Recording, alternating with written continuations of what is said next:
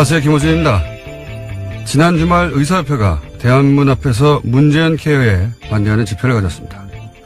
결국 병원 수입과 직결되는 의료, 수가 문제죠. 민항기 조종사들이 파업을 하면 귀족 파업이라는 비판 여론이 있습니다. 하지만 노동에 적합한 대가를 요구할 권리는 누구에게나 있는 거죠. 생존권이 중요하지 않은 직종은 없습니다. 의사협회가 하나의 이익단체로 자신들의 생존권을 위해 정부를 상대로 집단행동을 하는 것도 마찬가지입니다. 그들의 요구와 국민의료비 부담을 덜어주겠다는 정책적 목표 사이에 타협점을 찾아내는 건 정부의 숙제고 능력이죠. 제가 가진 불만은 그 비대위 구성입니다. 최대집 투쟁위원장은 박근혜 전 대통령 석방을 목표로 하는 태극기 혁명 국민운동본부 대표로 지난 10월 18일 대한문 집회 연설에서 촛불 시민을 종북, 좌익으로 매도했었죠. 또한 자유통일해방군의 현직 대표로 문재인 하야와 북한 폭격을 주장하고 있으며 의사협회 이름으로 배포한 소식지 만화 작가는 세월호 비하, 위안부 소녀상 비하로 문제가 된 작가였습니다. 집회에 참여한 의사들은 이 사실을 알고도 있나요? 모든 생존권 주장은 그 자체로 정치적이죠. 하지만 일베와 극우는 정상적인 정치의 범주에서 제외해야 하는 거 아닙니까? 김원준 생각이었습니다.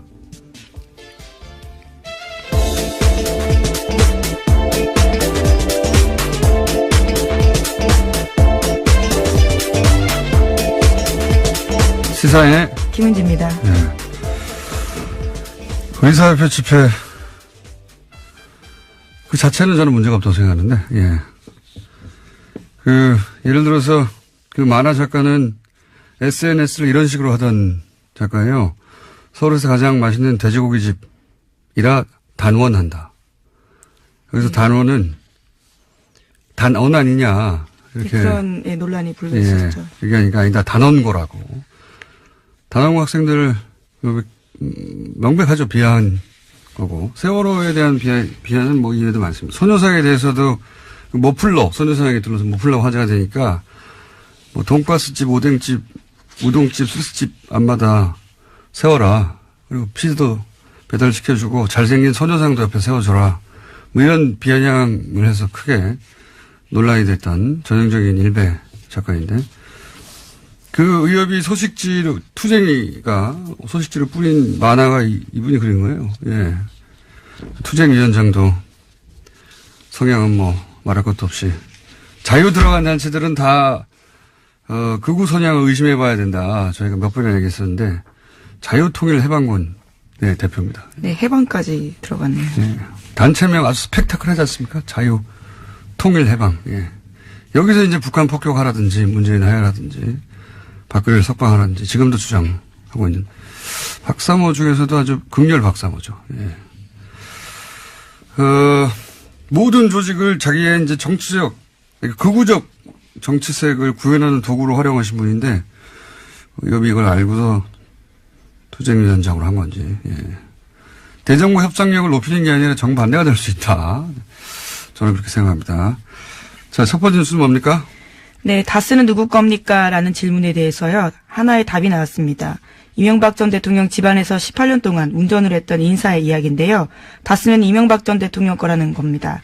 해당 인사는 김종백 씨인데요. 이번 주 시사인 보도입니다. 김 씨는 1997년부터 2015년까지 이상은 회장의 운전기사였습니다. 요 사안은 저희가 이제 다음 주 월요일 주재영 기자가 나와서 직접 자세히 얘기할 텐데 시사인 특종이니까 첫 번째로 소개하는군요. 굉장히 중요한 뉴스니까요. 중요한 뉴스이기도 하죠. 네. 왜냐하면은 과거 이제 정치인들 관련한 그 비위가 폭로되고 하는 것도 대부분 운전기사, 예, 운전기사가 사실은 굉장히 오랜 시간을 같이 하잖아요. 예. 그래서 이제 그쪽 통화라든가 더구나 이분은 18년간이나 집안일도 했었기 때문에 심부름. 네, 예. 집사 노릇을 했다라고 하는데요. 그래서 청와대를 오고 가는 데 있어서 메신저 역할도 했다고 합니다. 이분이 한 이야기 중에 제가 보기에 가장 중요한 것은 실제 실정법과 관련해서 다스 특검팀이, BBK 특검팀이 다스 비자금을 알고도, 묻었다. 이런 이야기는 여러 번 했는데, 여기 관련된 이야기를 이번에 또 했어요. 그러니까, 특검이 다스의 조사 나오는 거를 알고 있었고, 예, 압수수색할 것을. 예, 날짜까지 알고 있었다라는 예, 겁니다. 그 직전에 트럭 세대 분량 서류를 직전에 파기했다 이런 이야기. 또 대통령 되기 전에도 다스에 대한 보고를 누가 특정해서 보고를 했고 이명박 전 대통령에게. 그리고 청와대에 있을 때도 신학수 감사와 이모 감사가 청와대 민정수석실 다스 담당자의 BBK 관련 보고를 하는 걸 본인이 봤다. 예, 이건 예. 전원이 아니고 본인이 봤다는 겁니다. 예, 시간, 장소가 특정되어 있기 때문에 굉장히 구체적인 진술들이 많습니다. 운전기사만이 할 수 있는 이야기들이죠. 직접 운전해서 갔기 때문에. 그리고 본 걸 봤다는 거죠. 예. 예, 또 이번 주 시사인을 보시면요. 이 운전기사뿐만이 아니라 이명박 전 대통령을 운전했던 사람이 운전기사의 또 다른 인터뷰도 실려 있는데요. 네, 운전기사 두 번을 보십시오. 인터뷰했더라고요. 예. 예. 그 운전기사 잡기가 쉽지 않은데 주준이는 악마예요. 열심히 취재하고 있습니다. 자, 그리고 JTBC도, 예, 지금 다스 관련해서는 뉴스공장하고 JTBC가 사실은 거의. 예, 시사인이 또 같이 하고 있는데요. 네, 시사인. 네. 껴줄게요. 이렇게 빼놓으시길래 깜짝 놀랐습니다. 네, 시사인이 소스를 가져오죠. 예. 조지루 기자가. 자, 보도를 계속하고 있는데 어제 재밌는 보도 하나 나왔습니다. JTBC에서. 네, 또 다스와 관련된 소식들이 있는데요. 이명박 전 대통령의 선거에서 다스 직원들이 조직적으로 동원된 정황이 있다라는 겁니다. 1996년에 서울 종로 국회의원 선거, 2002년 서울시장 선거에서 다스 직원 십수 명이 동원됐다라는 복수의 증언을 확보했다는 건데요. 선거에 동원된 직원들의 급여도 다스에서 나갔다라고 합니다. 다스 취재가 왜 다른 곳에서 잘 안 나오냐면 굉장히 어려워요. 왜냐하면 벌써 5년 전 특검을 받았고 그때 문제가 되는 건 다 털었단 말이죠. 다 털었는지는 아니지만 대다수가 털렸고. 그러다 보니까 이 BBK 사건에 이런 건 10몇 년 전이고 5년 전에 이미 한번 특검을 받았던 곳이고 그리고 그때 대통령이 직접 커버를 했고 그러다 보니까 증거인멸이 굉장히 꼼꼼하게 잘 됐어요. 예를 들어 주진희 기자처럼 거의 10년 가까이 이 사안을 파고 있었다든가 그렇지 않으면은 새로운 사실 밝혀내기가 쉽지 않은 사안이다. 근데 이 JTBC가 어제 얘기한 선거 때 다스 직원이 동원됐다. 다스의 주인도 아닌데 게다가 그 급여는 다스에서 나갔다. 예, 돈도 줬다라는 거죠. 예, 이게 이제 실정법만 따지면 선거법 위반이지만 이제 공소시효는 그건 다 됐고 중요한 건 그 실정법 위반 부분이 아니라 선거법 위반 부분이 아니라 이랬다는 얘기는 이제 다스 실소유주를 또 한 번 드러내는 정황인 거죠. 실소유주가 되면 도곡동 땅의 주인이 되기도 하고 그리고 BBK 주인이 되기도 하고 동시에 그렇다면 옵셔널 벤처스의 주가 조작에 최소한 공범이 되는 건데 그 실소유주가 이건 공소시효가 나왔어요. 그리고 이제 120억 비자금 관련해서도 공소시효가 2월 말까지 남아있고. 네, 얼마 안 남았습니다. 요 사안들은 급여가 다스에서 나갔다 이 자체가 중요한 게 아니라 이러한 공소시효가 남아있는 범죄의 정황 증거가 될 수 있는 증인들이 될 수 있는 사안들인 거죠. 그리고 이제 더 재미있는 뉴스는 자서전 얘기도 나왔어요. JTBC에서. 네, 그렇죠. 좀 깨알 같은 뉴스인데요. 이명박 전 대통령의 자서전인 신화는 없다라고 있습니다. 95년에 발간됐는데 당대 베스트셀러였거든요. 그런데 당시에 다스가 나서서 대량으로 구매했다라는 겁니다. 저는 특히 재밌었던 증언이요. 다스 관계자에 따르면 직원들이 이 책에 이명박 대통령 사인을 대신했다라는 건데요. 이게 책이 너무 많아서 직원들이 차에다가 뒀을 정도였다라는 거고요. 남은 책들은 경주 지역에 무료로 나눠줬다라고 합니다. 왜 그랬겠어요. 예. 이거보다 더 재밌는 뉴스는 그 뉴스가 나올 때가 됐는데 2011년에 대통령 퇴임 직전에 영문 자서전이 나왔어요. 그때 이명박 전 대통령. 근데 이제 영문 자서전이 나왔으니까 아마존 서점에 서평, 리뷰가 있었지 않겠습니까? 초반에는 저는 이걸 실시간으로 봤었는데 초반에는 대략 40여 개의 댓글이 있었습니다. 네. 기사를 찾아보면 정확한 개수 나올 텐데 제가 기억하기로는 그 중에 35개가 빵점이에요. 별 하나밖에 줄 수 없기 때문에 별 없는 게 아니라 사실상 빵점이죠. 근데 한 달 후에 별 5개가 120여 개가 붙습니다. 갑자기. 예. 별 4개가 한 20, 30개 붙고. 근데 이 별 5개라는 건 감동을 받았다는 거잖아요. 근데 리뷰가 한 줄이에요. 너무 좋다. 뭐 이런 거. 바보 같은 영어들 있죠? 예. 댓글 부대가 확실하다. 당시 아마 좀 서평란에 댓글 부대가 진출했다. 예, 지금 다시 가서 한번 확인해 보고 싶네요. 여전히 네. 그게 있는지요. 네. 그리고 그 별 5개 준 한 줄짜리 댓글, 그러니까 리뷰를 쓴 사람들은 다 그게 첫 리뷰였어요. 가입하고. 예. 대량 가입해서 대량 리뷰를 썼다. 예. 그랬던 적이 있습니다. 그러니 뭐 책 사서 사인 대신하는 건 아무것도 아니죠. 아마존까지 가는데요. 자, 다음 뉴스는요.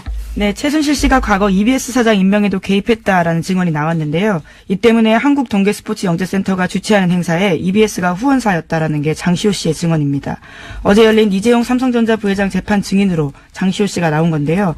특검이 영재센터가 EBS에서 후원받은 경위 알고 있냐라고 묻자 장시호 씨는 EBS 사장이 이모가 추천을 받아서 된 분으로 알고 있고 그 추천받은 분이 어쩔 수 없이 후원사로 들어온 걸로 알고 있다라고 이야기했습니다. 장시호 씨가 당사자로 지목한 사람은요, 우종범 전 EBS 사장이라고 합니다. 게다가 장시호 씨는 삼성 관련된 추가 증언도 했는데요. 지난해 10월 달에 사건이 본격적으로 보도되기 직전에 최순실 씨가 삼성에서 영재센터의 3차 후원금을 받으려고 시도했다라고 합니다.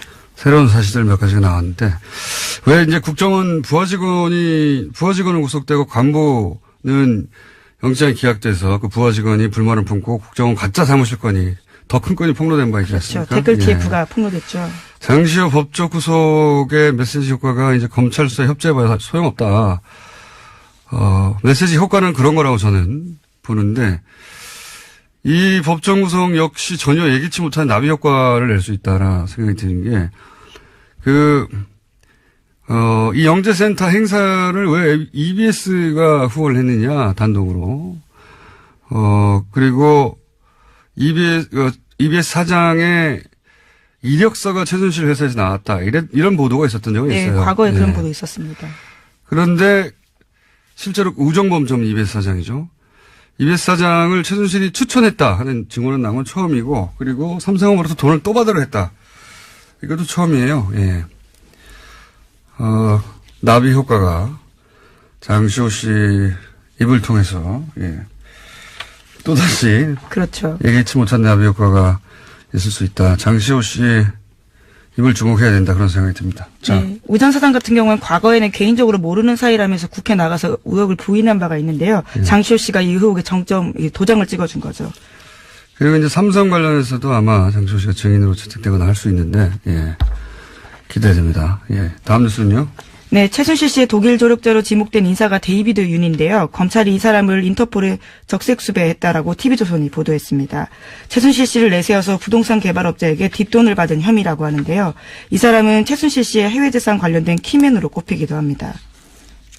요거는 국내에서 국내 개발업자와 3억을 나누고 성공보수 50억을 약속받고 하는 그런 혐의인데, 이분은 이제 오래전부터 최순실 사태 초기부터, 예, 독일에서의 재산 은닉, 그렇죠. 관련해서, 예. 예, 키맨이다. 안홍구 총장도 계속 주장을 했었고, 그런데 이제 독일이 아니라 한국에서, 이분이 거의 독일에서 평생 사신 분인데, 한국의 개발업자와 성공보수 50억을 놓고 이야기 나눌 만한 그런 커리어가 없어요. 그런데 이제 최순실 씨가 그 뒤에, 혹은 최순실을 팔아서, 둘 중에 하나죠. 예. 아마도 독일 은닉 재산 수사의 출발점이 될 수도 있겠다. 근데 지금 독일에서 안 돌아오고 있으니까요. 네, 그 고소인 진술도 검찰이 확보했는데요. 그 과정에서 여러 차례 최순실 씨를 언급하면서 담당 공무원에게 힘써줄 수 있다라는 이야기를 했다고 합니다. 그러면서 국토부 관계자들과 접촉한 정황도 있다라고 합니다. 최순실 씨가 실세인 걸 알고 있었던 거죠. 예. 독일 은닉 재산의 출발점이 될 수 있기 때문에, 예, 이분은 소재가 확인되기 어려울 것 같다. 저는 그렇게 생각이 되고. 현재 여권은 무효화시켰다라고 합니다. 검찰에서요. 예. 아니면 독일에만 있으면 되니까요. 예. 그리고 EU 내에만 있어도 되니까. 안홍구 총장님 독일 가겠네요, 또. 자, 다음 뉴스는요? 네, 우병우 전 민정수석이 출판문학계 블랙리스트에도 관여했다라는 한국일보 보도인데요. 서울중앙지검 국정원 수사팀은 어제 우 전 수석에 대해서 사전구속영장 청구했습니다. 그런데 여기에요, 과학계 불법 사찰뿐만 아니라 출판문학의 사찰 내용까지 포함됐다라고 합니다. 우 전 수석은 지난해 7월 달에 한국출판문화산업진흥원이 발표했던 세종도서와 관련해서요. 소위 좌편향으로 분류되는 도서와 저자들을 사찰하고 검열하도록 국정원을 독려했다라고 합니다. 당시 세종도서에는 윤희상 평전가 세월호 참사를 다룬 서적 등이 포함됐다라고 합니다. 이 정도 되면 네, 관이 안 한 게 뭐냐 이렇게 물어야 돼요. 안 한 게 없어요. 출판까지 참.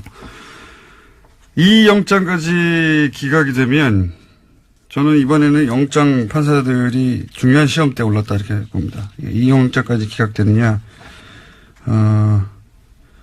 3차 이 영장까지 이번이 세 번째입니다. 예, 기각되면 3차까지 영장이 신청된 경우도 제가 들어본 적 없는 것 같은데 후폭풍이 상당할 것이다. 시험 때 올라오는 것 같습니다.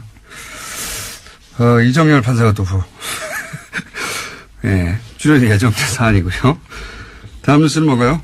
네, 박근혜 정부 청와대에 대한 국정원의 특수활동비 상납에서 최경환 의원이 개입한 정황을 검찰이 포착했다고 SBS가 보도했는데요.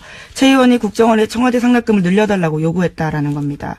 남재준 전 원장 때 매달 5천만이었던 청와대 상납금이 이병기 전 원장 때 1억 원으로 그러니까 2배 뛰거든요. 그런데 여기 배경에는 최경환 의원이 있었다라는 겁니다. 본인 1억 받은 거 외에 청와대에 상납했던 돈을 2배로 늘린 것도 최경환 의원의 역할이었다 하는 게 검찰 주장이네요. 예. 근데 재밌는 게 지금 현역 의원이고 지금 네, 그렇죠. 국회가 또 회기 중이거든요. 예, 회기 중에는 불체포 특권이 있어요. 그래서 이제 국회에서 과반 출석의 과반 동의로 그렇죠. 이 체포 동의안이 통과돼야 되는데 통상의 상황이라면 이제 자유한국당이 결사 반대할 텐데, 근데 이제 정권이 탄압한다면서 굉장히 큰 소재를 쓰겠죠. 근데 지금은 이제 홍준표 대표의 이제 친박 청산에 도움이 되는 사안이거든요. 그래서 불체포 동의안에 대한 자유한국당의 스탠스가 어떻게 될 것인지 매우 재밌는 관전 포인트입니다. 네. 네, 게다가 오늘도 원내대표 선거가 있어서 당이 어떤 식으로 재편될지가 정해질 것으로 보입니다. 자, 약 2분 정도 저희가 브리핑 시간이 남았습니다. 다음 뉴스는 짧게 하죠. 네, 박주원 국민의당 최고위원 관련된 소식도 계속 전해드리고 있는데요. 오늘 아침 경향신문에도 새로운 보도가 있습니다. 2006년 초 주성영 전 한나라당 의원에게 제보한 정보가 DJ 비자금 의혹만이 아니다라는 건데요. 당시 열린우리당 정동영, 문희상, 유시민 의원 관련된 정보도 있었다라는 겁니다. 그 근거는요. 주 전 의원의 보좌관으로 근무했던 기획시의 인터뷰입니다. 그러니까요. 이게 이제 주 전 의원뿐만 아니라 주 전 의원도 박주원 위원회, 국민의당 최고위원회 주장을 반박했고, 박주원 의원의 주장대로라면 사실은 주 전 의원은 박주원 의원 편을 들었어야 되는데 반박을 했고, 이번에는 그 보좌관도 나와서 주 전 의원의 주장을 뒷받침하고 있으니까 박주원 위원은 이제 본인이 녹취록이 있다는 거잖아요. 네, 어제 JTBC 나와서 그런 주장을 했는데요. 네. 수요일 내로 풀겠다라고 했습니다. 바로 풀어도 되실 텐데. 불리한 상황이고, 예. 논리적으로만 따지자면 박주원 의원이 이기기 힘든 상황인 것 같은데요. 예. 자, 요 사안은 저희가 3부에서도 추가적으로 잠깐 다룰 예정이고요. 제목 정도 얘기하면 끝날 것 같습니다. 하나 정도 더. 아, 그런가요? 그럼 트럼프 소식과 뉴스공장 소식이 있는데요. 뉴스공장 소식을 좀 먼저 전해드리겠습니다. 뉴스공장 소식이요? 네, 뉴스공장이 또 하나의 기록을 세웠다라고 하는데요. 지난 주말에 팟캐스트 누적 다운로드 수 10억 건을 돌파했다라고 합니다. 아, 1년 좀 넘는 기간 동안요? 예. 두 자릿수에 이어서요. 이번엔 10억 다운로드 돌파했다라고 합니다. 저기 뭐랄까요? TBS 사장님 하청 브리핑 같은데요? 예. 아니, 뭐 굉장히 뉴스 가치가 있다고 생각해서요. 10억 돌파. 예. 그러면 기념으로 저희가 선물 받겠습니다. 네. 누구한테요? 보통은 이런 행사를 이제 청취자 여러분들을 향한 선물을 주는데, 예. 저희는 이제 얼마나 좋냐, 이런 방송이 있어줘서 선물을 받기로 하겠습니다. 고개 선물이 들어올 것 같은 느낌이 드는데요. 자, 트럼프 소식은 뭡니까? 예, 성폭력 피해 고발 운동이 미투와 관련된 소식은 전해드린 바가 있는데요. 이와 관련해서 트럼프 대통령도 미투에 고발을 당했다라는 겁니다. 아, 성추행. 네, 과거에 성추행을 당했다라고요. 여성들이 기자회견을 해서요. 미 의회 관련 조사를 공식 요구했다라고 합니다. 대선 기간 때도 그런 이야기 있었는데 이번에는 이제 미투 해시태그 운동, 성폭력 당했다는 여성들이 이제 스스로 커밍아웃하는 자기 입을 열기 시작한 그런 건데요. 해시태그 운동에 이분들 다 참여해서 의회 요청했다. 관련해서 재미있는 이야기들이 좀 있는데, 예, 러시아와도 관련된 이야기가 있고, 시간이 없네요. 재밌는데 다음 시간 내일 하는 걸로. 예. 여기까지 하겠습니다. 시사인의 김은지였습니다. 감사합니다. 자, 바로 이어서 어제도 저희가 돌발 영상 PD를 하다가 징계를 받았던 임장혁 기자와 YTN 이야기를 나눴었는데, 일반 기자의 입장을 들어봤고, 오늘은 노조 관련 얘기가 어제도 많이 나와서, 예. YTN, 언론노조 YTN 지부의 박진수 위원장 전화 연결해서 이야기 좀 나눠보겠습니다. 안녕하십니까? 네, 안녕하십니까? 네, 어제 기본적인 분위기 이야기는 나눴는데 왜 최남수 사장 내정자를 사내에서 반대하느냐 이야기는 나눴는데 이제 노조 관련해서는 이제 노조 대표가 아니다 보니까 답하기 어렵다 하셔가지고 저희가 보완 인터뷰를 하겠습니다. 자, 예. 비대 체제로 전환했다. YTN이 이게 무슨 의미입니까? 뭐가 달라지나요? 예, 정식 명칭 비상대책위원회고요. 네. YTN 산업이 이 체제 전환이라는 건 결국 회사가 위기라고 저희는 판단한 겁니다. 네. 지난 부적격자인 최남수 사장 내정을 막고 사내 적폐 세력들의 퇴진 없이는 더 이상 방법이 없다. 따라서 이를 위해서 구성원들과 함께 요구하고 주장하고 같이 힘을 모으겠다. 간단히 말하면 이제 총력 투쟁하겠다. 이 뜻으로 보시면 되고요. 이것이 YTN 바로 세우기를 위해서 불가피한 선택이라는 것이 저희들의 판단이고 구성원들의 요구입니다. 게다가 MBC에서는 이제 그 사장이 선임됐고 KBS도 이제 이사 한 분이 아마도 해임이 될 것 같으니까 예. 여야 숫자가 바뀌어서 KBS 문제도 일단락이 될 것 같은데요. 길이 보이는데 그런데 YTN에서 어제도 그 임장혁 기자가 잠깐 얘기하긴 했습니다만 노조의 공식 입장을 듣고 싶은데 최남수 사장 내정자를 반대하는 이유는 뭔가요? 크게 이제 두 가지로 설명드릴 수 있겠는데요. 첫 번째는 저희가 이명박근혜 정권 9년 동안 언론장악을 가장 고통받았던 언론사 아니겠습니까? 이런 곳의 사장의 최우선 과제는 이 구체제, 따라서 이 적폐청산을 어떻게 실행할 의지가 있는가와 변화와 개혁을 할 수 있는가 이 부분입니다. 그러나 이 부분, 이 최남수 내정자 입후보 때부터 저희는 반대했던 것이 이분이 YTN에 어려울 때 계속 두 번이나 뛰쳐나갔고 또 소위 이제 저희는 탈영맹이라고 부르는데요. 탈영맹. 회사와 조직에 대한 이해가 없고 재건을 한 적임자가 아니라는 판단입니다. 결국 그렇기 때문에 청산도 변화와 개혁도 어렵다는 것이 이제 저희들의 생각이고요. 주장입니다. 또 하나는 이분의 과거 행적인데요. 이분이 그 머니투데이 MTN이라는 경제방송 시절에 보도본부장, 부사장, 사장까지 역임을 했어요. 네. 그런데 본부장 시절 지금 칼럼이 대거 확인되고 있는데요. 어제도 임장혁 기자가 말씀드렸지만 이명박 재산 헌납 발표에 위대한 부자의 아름다운 선행이라고 한다든가 예. 4대강을 잘 마무리해서 자전거도로 연결되는 것이 꿈만 같다고 이렇게 얘기를 한다든가 꿈만 같다. 그리고 허위사실로 밝혀진 노무현 논두렁식의 이런 걸 조롱한다든가 도저히 개혁 인사라고도 볼 수 없고 그리고 촛불 항쟁의 결과물로 나타난 리더인지 납득이 안 간다는 거죠. 그리고 그 그 칼럼 쓴 시기가 공교롭게도 그 YTN 제일 이명박 정부한테 유린당하고 힘들 때 어제 그 임장혁 기자, 노종면 기자 이런 분이 불법 체포당하고 제일 고초 심할 때였어요. 이건 기자들이 체포됐었죠 그때. 아예 YTN. 예, 체포됐었죠. 예, 그런 상황이었기 때문에 이거 정서적으로 우리가 과연 감당하고 이해하겠는가 이런 부분입니다. 노조에서는 그 9년간 최소한 3년 이상 보직을 맡았던 간부들은 보직 보류, 해임도 아니고, 보직 보류를 요청하고 있는 걸로 아는데, 이에 대해서 최남수 내정자의 입장을 들어보고 방향을 결정하겠다. 그게 네. 얼마 전에 보도했던 걸 기억하는데, 입장이 어떻게 나왔나요? 참 어렵게 협상은 했는데요. 예. 이 최남수 씨하고 제가 지금 지난 8년, 만 8년이죠. YTN 보도 공정성이 훼손됐고, 노사관계가 심각하게 문제가 있다는 거는 서로 동의를 했어요. 예. 그런데 여기에 책임있던 인사들에 대해서 이 체제에서 주요 실국장을 맡거나 보직을 누렸던 간부들, 그것도 3년 이상에 누렸던 간부들에게 재건, YTN 바로 세우기 위원회라든가 말은 여러 가지가 있는데요. 가칭인데.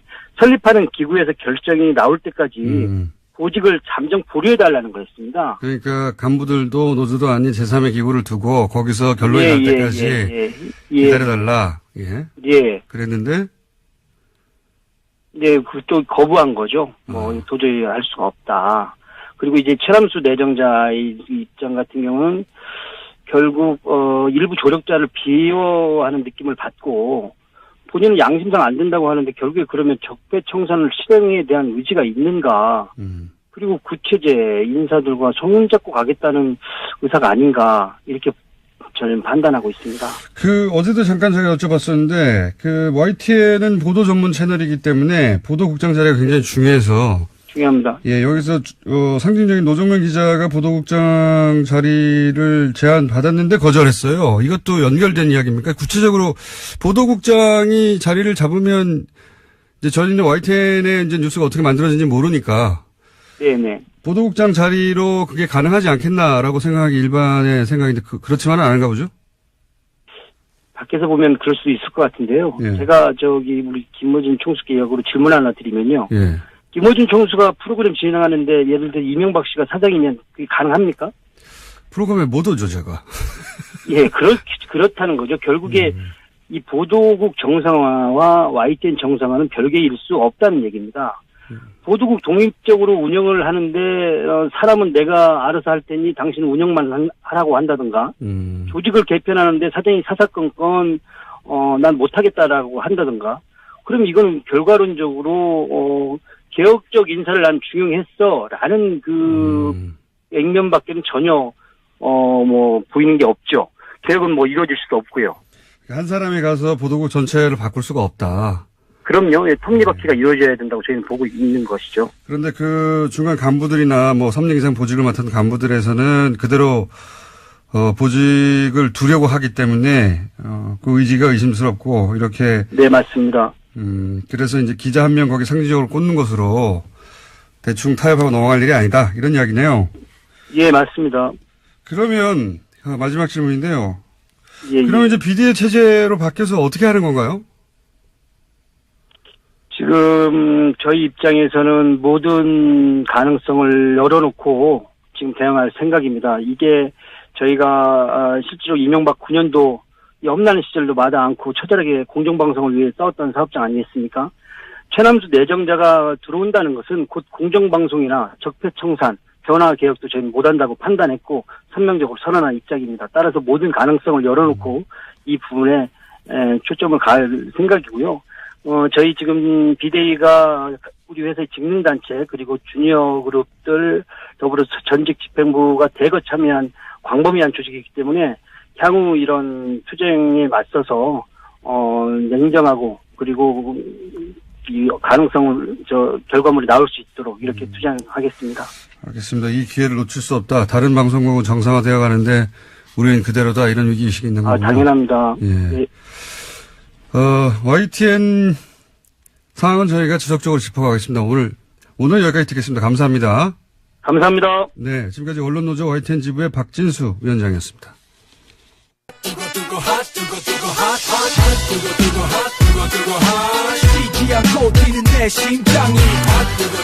핫해. 본인은 핫하다고 주장하는데 후원금을 안 차고 있는. 요즘 핫뜨거가 아니고 핫투어입니다. 핫해투어. 하태경 최고위원 나오셨습니다. 안녕하십니까. 예, 추운 하태경입니다. 네, 핫하면은 이게 후원금을 팍팍 차야 되는데. 후원금이 너무 없습니다. 추워 죽겠습니다. 페이스북에 화제가 됐어요. 하태경의 후원금 10만 원만 보태주세요. 완전 불쌍한 표정으로 사진 딸랑 올려놓고. 요즘 KTX 입석 타고 다닌다고 소문났어요. 자, 하태경 의원을 혹시라도 지지하시는 분들은 방송을 듣는 즉시 10만 원까지 돌려받거든요. 예. 예, 그렇습니다. 예. 그래서 10만 원들을 다 얘기하는 거고요. 그리고 이제 오시자마자 잠깐 시그널 나가는 사이에 그러니까 바른정당이 자유한국당으로 흡수된다 이런 얘기들이 많은데 그게 아니라 자유한국당에서 바른정당으로 오고 싶어 하는 분들이 여전히 존재한다. 지난번 일주일 전 방송에서 네. 제가 이제 한국당 의원 명단들 쭉 살펴보니까 네. 데려오고 싶은 사람 없더라라고 해서 제가 엄청난 항의에 시달렸습니다. 아, 설마. 아 진짜로 항의에 시달렸습니다. 그래서 나 가고 싶어라고 말하는 그 사람이. 중에서 왜 내 이름 빼냐 네. 거명해 달라라고 한 분이 있어가지고 아, 그래요? 오늘 이 자리에서 말씀드려야 됩니다. 그러니까 지금 상황에서도 자유한국당에서 바른정당을 오고 싶어하는. 오고 싶어하는 간절히. 근데 못 오는 거 보고 비례대표인가 보죠? 너무 루치가 빠졌죠? 예, 너무 대단하시네. 비례고요. 네. 뭐 익히 아는 분들도 있을 텐데 좀 잊혀졌어요 최근에. 네, 예. 김연아 의원. 네. 김연아 의원께서 왜 내 이름을 빼냐. 음. 그래서 앞으로 우리 의총에도 참석하고 싶다. 연락해달라. 의총에. 자유한국당 소속이지만 아, 바른정당 그렇습니다. 의총. 예. 바른정당 의총이야 뭐 길거리에서 복도에서 만나면 의총 된다면서요. 아 근데 김연아는 정말 여장부예요. 알겠습니다. 얼마나 그 등살에 시달리는. 어느 날 한번 같이 바이 게스트로 해가지고 같이 한번 모시고 아 나오시죠. 좋죠. 예. 예. 김연아가 굉장히 코너 좋아하십니다. 안에서 내가 미니 코너를 하겠다고 해서 모시고 나와도 좋습니다. 자, 어쨌든 후원금 없다는 얘기 했고. 돈 없다! 자, 이 통합의 파트너 대상자라고 생각할 때 국민의당에서 지금 난리가 났어요. 박주원 최고위원이 김대중 전 대통령 비자금 의혹 최초 제보자고 자료 제공자고 그렇다는 얘기가 벌써 무시고 10년 만에 다시 불거졌는데 우선 박주원 최고위원은 부인하고 있고 예. 그리고 그 자료를 건네받아서 결국 검찰 수사를 받아서 300만 원 벌금을 받았던 조승영 전 의원은 저격수였죠. 굉장히. 그렇죠. 예. 예. 이 두 분 다 이제 정보 개통해서 난다긴다 하는 분이었어요. 예. 조승영 의원은 무슨 소리냐. 검찰 기록에도 다 있고, 박지원 최고위원의 주장에 반박하고 있죠. 그렇습니다. 누구 말이 맞는 겁니까? 일단. 아 근데 국민의당은 좀 무시무시해요. 국민의당이요? 아니면 예, 무시무시해요. 이 국민의당에 사건. 있는 분들. 지난번에도 정말 바른정당의 바른맨 입장에서 상상도 할 수 없는 바른맨. 문준영 증거 조작 지금 조작? 없는 사람 예. 꾸며가지고 예. 카톡 가짜 대화 만들어서 이유미 씨하고. 그렇죠. 그거 보고도 어떻게 저런 상상을 할 수 있느냐. 참고로 저는 다 무혐의 결론 났어요. 저도 문주정 리스트 이렇게 폭로한 게 좀 있는데 저는 아무 관계 없습니다. 증거 조작이랑. 근데 요번에도 보니까 박주원 최고죠. 예. 저도 헷갈렸어요. 박주원, 박지원, 박주선. 예. 다 다른 사람입니다. 이쪽에도 주성용, 주승용, 주호영 헷갈립니다. 네, 다 예. 다른 사람이고. 네. 그래서 박주선, 박지원은 현역 의원들이시고. 예. 지금 박주원은 박주원은 최고위원이고. 안산시장 출신의 최고위원입니다. 최고위원입니다. 현역 의원은 아니고. 원래 위원. 근데 예. 박주원 이분이 홍준표 측근이에요. 그렇죠. 홍준표 경남도지사 할 때. 선거할 때 캠프에 있었죠. 홍보단장인가 예. 했어요. 그래서 성완종 예.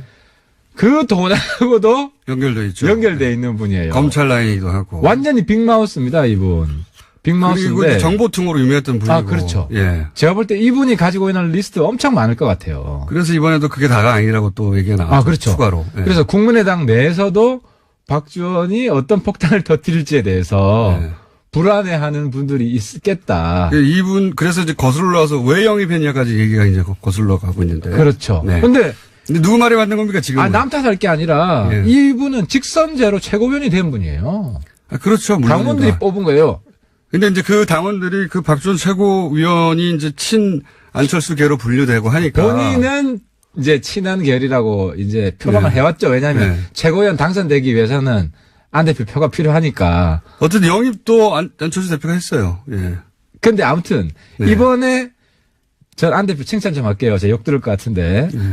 지난번에 이유미 증거 조작 때는 막 허둥지둥 되다가 네. 실기하고 욕 다 들었잖아요. 예. 나중에 사과했는데 한참 타이밍 있다가 늦었고. 사과했고.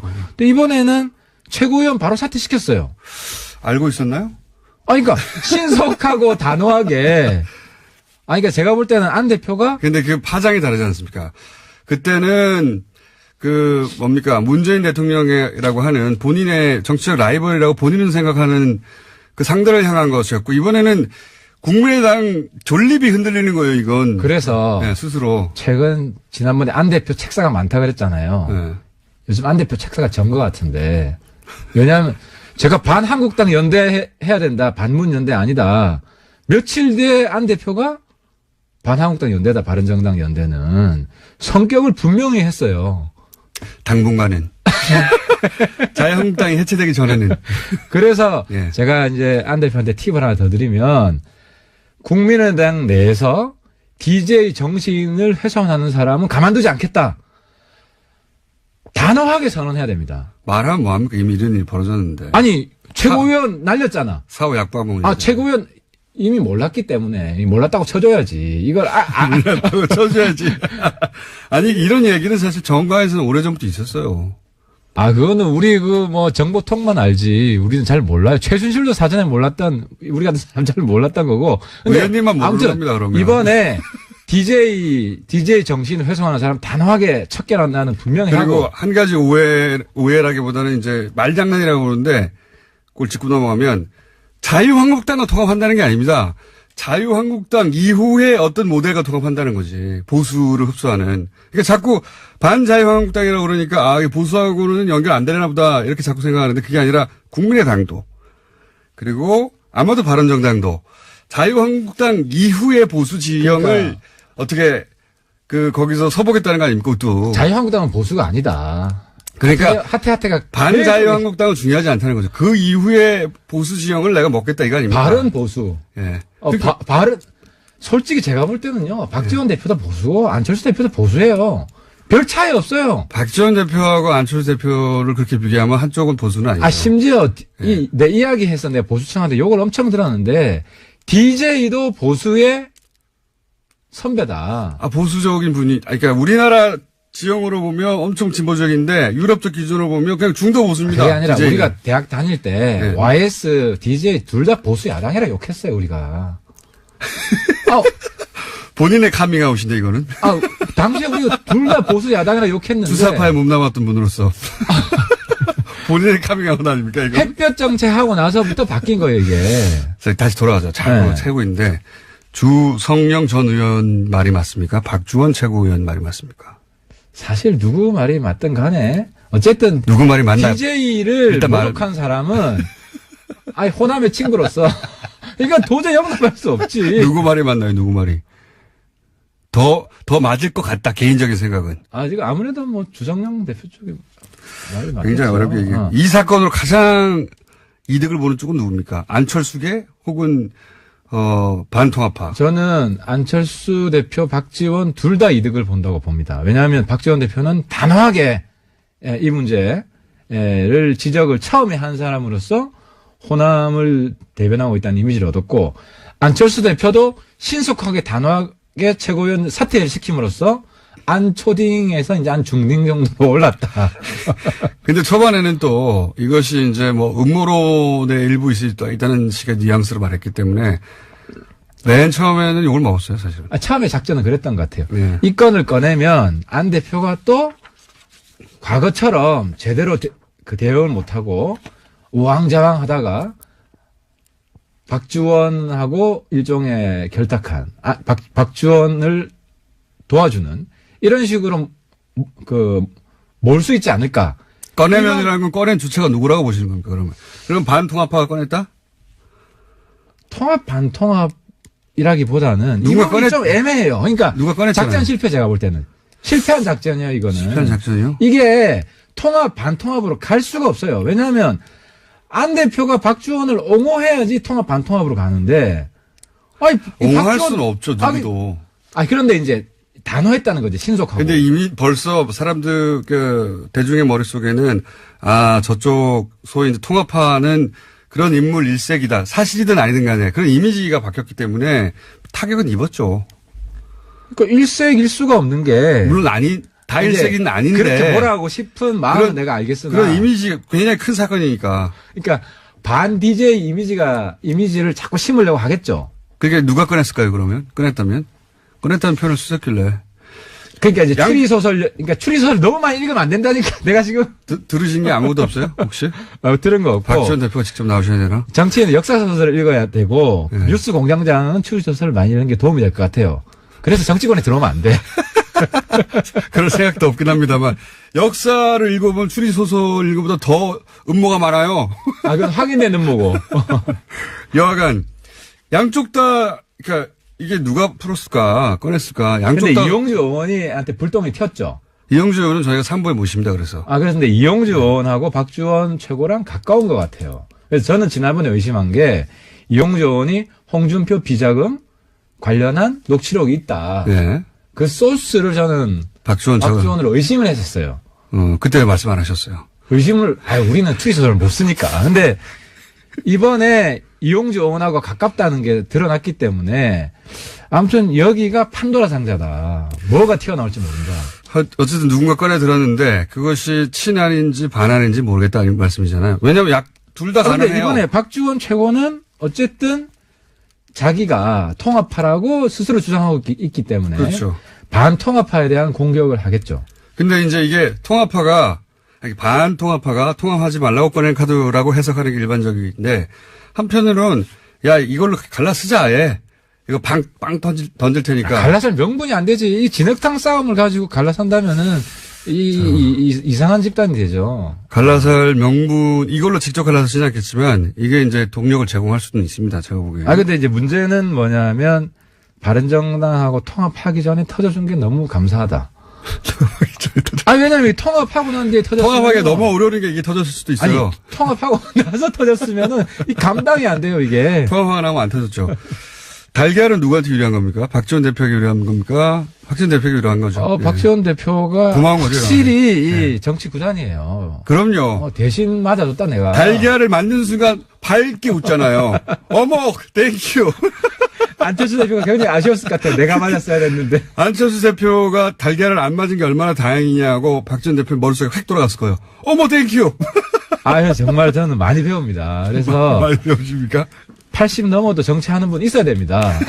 우리 정치를 굉장히 풍부하게 해주시고. 페이스북 쓰시는 거 보세요. 20대요? 20대 정신연령은 20대예요. 예. 선거나, 제가 이제 이분하고 얘기를 해보면, 선거할 때 진짜 피곤하잖아요. 선거할 때. 예, 선거 유세나 이럴 때, 선거 그렇죠. 때. 진짜 피곤하거든요, 후보들은. 제정신이 아니에요. 이분은 선거만 하면 너무 즐겁다고 힘이 나와. 에너지가 넘치고 피부가 좋아지고 막.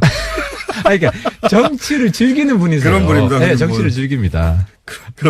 그런 분인데 혹시 이 국면, 이 박지원 국면이 재신임까지 갈 거라고 보십니까? 어떻게 결론 날 거라고 보세요? 이 정도로 적당하게 무마된다? 이거를 재신임까지 몰고 가면 안 대표가 유리합니다.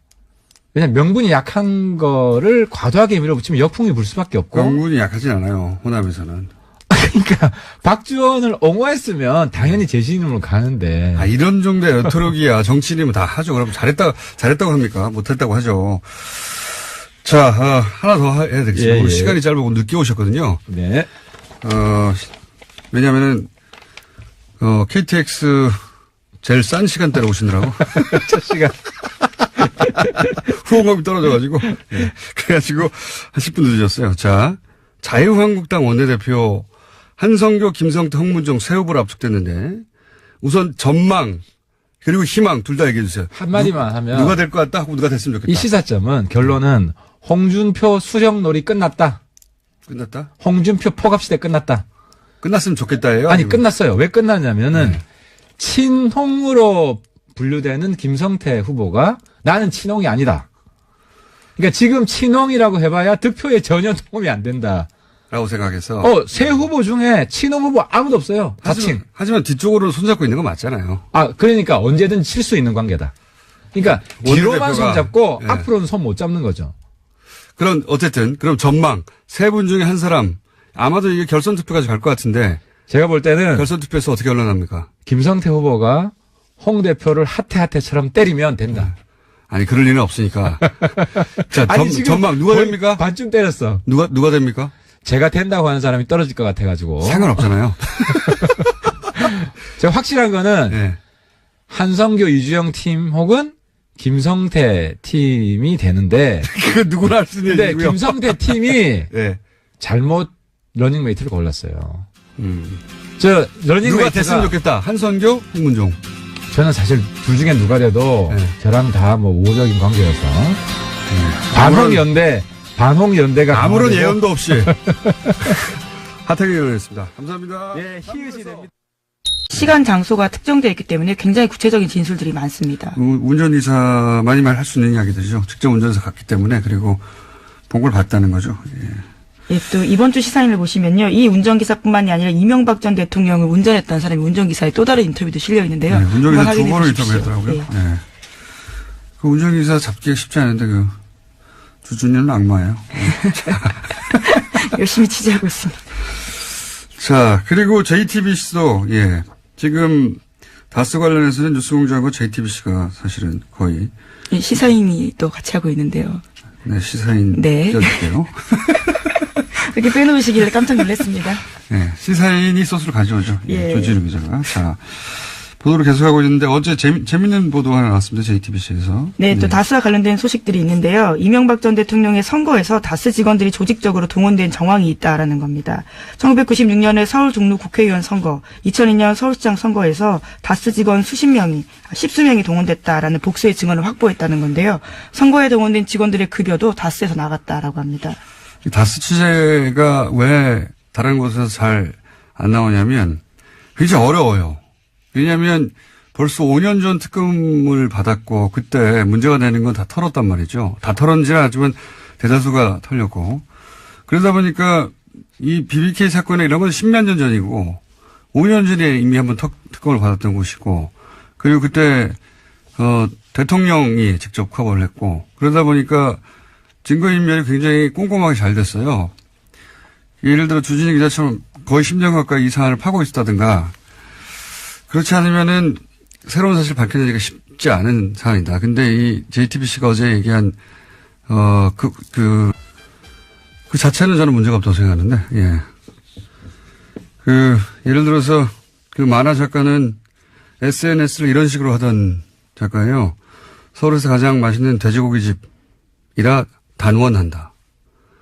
여기서 단원은 단언 아니냐. 이렇게. 그런 논란이 불거졌죠. 예, 그게 아니다. 단원고라고. 단원고 학생들을 명백하죠. 비하한 거고. 세월호에 대한 비하는 뭐 이해도 많습니다. 소녀상에 대해서도 머플러, 소녀상에 들러서 머플러 화제가 되니까 뭐 돈가스집, 오뎅집, 우동집, 수수집 앞마다 세워라. 그리고 피자도 배달시켜주고 잘생긴 소녀상도 옆에 세워줘라. 뭐 이런 비아냥을 해서 크게 논란이 됐던 전형적인 일베 작가인데 그 의협이 소식지로 투쟁이가 소식지로 뿌린 만화가 이분이 그린 거예요. 예. 투쟁위원장도 성향은 뭐 말할 것도 없이 자유 들어간 단체들은 다 극우 선양을 의심해 봐야 된다. 저희가 몇 번이나 얘기했었는데 자유통일해방군 네, 대표입니다. 네, 해방까지 들어갔네요. 예. 단체명 아주 스펙타클하지 않습니까? 자유통일해방. 예. 여기서 이제 북한 폭격하라든지 문재인 하야라든지 박근혜를 석방하라든지 지금도 주장하고 있는 박사모 중에서도 아주 극렬 박사모죠. 예. 모든 조직을 자기의 이제 정치적, 극우적 정치색을 구현하는 도구로 활용하신 분인데 여비 이걸 알고서 투쟁위원장으로 한 건지. 예. 대정부 협상력을 높이는 게 아니라 정반대가 될 수 있다. 저는 그렇게 생각합니다. 자, 첫 번째 뉴스는 뭡니까? 네, 다스는 누구 겁니까? 라는 질문에 대해서요. 안녕하세요. 김호준입니다. 지난 주말 의사협회가 대한문 앞에서 문재인 케어에 반대하는 집회를 가졌습니다. 결국 병원 수입과 직결되는 의료, 수가 문제죠. 민항기 조종사들이 파업을 하면 귀족 파업이라는 비판 여론이 있습니다. 하지만 노동에 적합한 대가를 요구할 권리는 누구에게나 있는 거죠. 생존권이 중요하지 않은 직종은 없습니다. 의사협회가 하나의 이익단체로 자신들의 생존권을 위해 정부를 상대로 집단행동을 하는 것도 마찬가지입니다. 그들의 요구와 국민의료비 부담을 덜어주겠다는 정책적 목표 사이에 타협점을 찾아내는 건 정부의 숙제고 능력이죠. 제가 가진 불만은 그 비대위 구성입니다.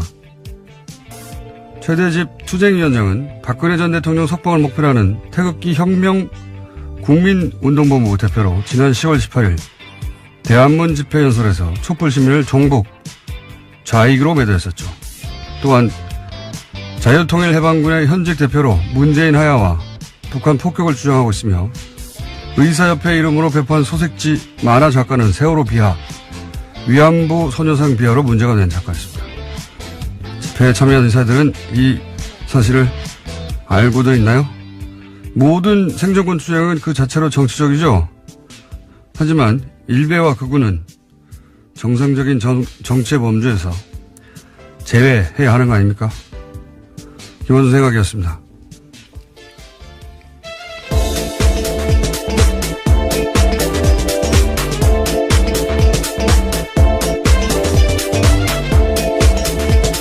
시사인의 김은지입니다. 네. 의사협회 집회 선거 때 다스 직원이 동원됐다. 다스의 주인도 아닌데 게다가 그 급여는 다스에서 나갔다. 네, 돈도 줬다라는 거죠. 예, 이게 이제 실정법만 따지면 선거법 위반이지만 이제 공소시효는 그건 다 됐고 중요한 건 그 실정법 위반 부분이 아니라 선거법 위반 부분이 아니라 이랬다는 얘기는 이제 다스 실소유주를 또 한 번 드러내는 정황인 거죠. 실소유주가 되면 도곡동 땅의 주인이 되기도 하고 그리고 BBK 주인이 되기도 하고 동시에 그렇다면 옵셔널 벤처스의 주가 조작에 최소한 공범이 되는 건데 그 실소유주가 이건 공소시효가 나왔어요. 그리고 이제 120억 비자금 관련해서도 공소시효가 2월 말까지 남아있고 네, 얼마 안 남았습니다. 네. 요 사안들은 급여가 다스에서 나갔다 이 자체가 중요한 게 아니라 이런 공소시효가 남아있는 범죄의 정황증거가 될 수 있는 증인들이 될 수 있는 사안들인 거죠. 그리고 이제 더 재미있는 뉴스는 자서전 얘기도 나왔어요. JTBC에서. 네, 그렇죠. 좀 깨알 같은 뉴스인데요. 이명박 전 대통령의 자서전인 신화는 없다라고 있습니다. 95년에 발간됐는데 당대 베스트셀러였거든요. 그런데 당시에 다스가 나서서 대량으로 구매했다라는 겁니다. 저는 특히 재밌었던 증언이요. 다스 관계자에 따르면 직원들이 이 책에 이명박 대통령 사인을 대신했다라는 건데요. 이게 책이 너무 많아서 직원들이 차에다가 뒀을 정도였다라는 거고요. 남은 책들은 경주 지역에 무료로 나눠줬다라고 합니다. 왜 그랬겠어요. 예. 이거보다 더 재밌는 뉴스는 그 뉴스가 나올 때가 됐는데 2011년에 대통령 퇴임 직전에 영문 자서전이 나왔어요. 그때 이명박 전 대통령. 근데 이제 영문 자서전이 나왔으니까 아마존 서점에 서평 리뷰가 있었지 않겠습니까? 초반에는 저는 이걸 실시간으로 봤었는데 초반에는 대략 하나의 답이 나왔습니다. 이명박 전 대통령 집안에서 18년 동안 운전을 했던 인사의 이야기인데요. 다스는 이명박 전 대통령 거라는 겁니다. 해당 인사는 김종백 씨인데요. 이번 주 시사인 보도입니다. 김 씨는 1997년부터 2015년까지 이상은 회장의 운전기사였습니다. 요 사안은 저희가 이제 다음 주 월요일 주재영 기자가 나와서 직접 자세히 얘기할 텐데 시사인 특종이니까 첫 번째로 소개하는군요. 굉장히 중요한 뉴스니까요. 중요한 뉴스이기도 하죠. 네. 왜냐하면은 과거 이제 정치인들 관련한 그 비위가 폭로되고 하는 것도 대부분 운전기사가 사실은 굉장히 오랜 시간을 같이 하잖아요. 예. 그래서 이제 그쪽 통화라든가 더구나 이분은 18년간이나 집안일도 했었기 때문에 심부름. 네, 예. 집사 노릇을 했다라고 하는데요. 그래서 청와대를 오고 가는 데 있어서 메신저 역할도 했다고 합니다. 이분이 한 이야기 중에 제가 보기에 가장 중요한 것은 실제 실정법과 관련해서 다스 특검팀이 BBK 특검팀이 다스 비자금을 알고도 묻었다 이런 이야기는 여러 번 했는데 여기 관련된 이야기를 이분이 또 했어요. 그러니까 특검이 다스에 조사 나오는 거를 알고 있었고 압수수색할 것을 날짜까지 알고 있었다라는 겁니다. 그 직전에 트럭 세대 분량 서류를 직전에 파기했다 이런 이야기 또 대통령 되기 전에도 다스에 대한 보고를 누가 특정해서 보고를 했고 이명박 전 대통령에게 그리고 청와대에 있을 때도 신학수 감사와 이모 감사가 청와대 민정수석실 다스 담당자의